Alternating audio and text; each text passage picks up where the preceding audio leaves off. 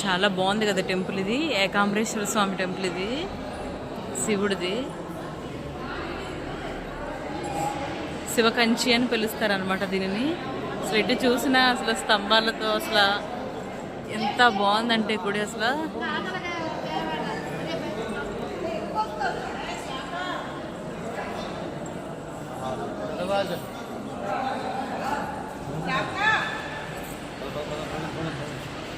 ఆ లోపల అయ్యేవారు ఉంటారు, మనకు కనిపించరు.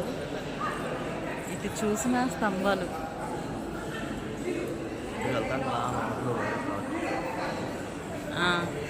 ఎలా ఎలా వెళ్దామా ఒకసారి, ఓ ప్రదక్షిణ చేసినట్టుంటుంది.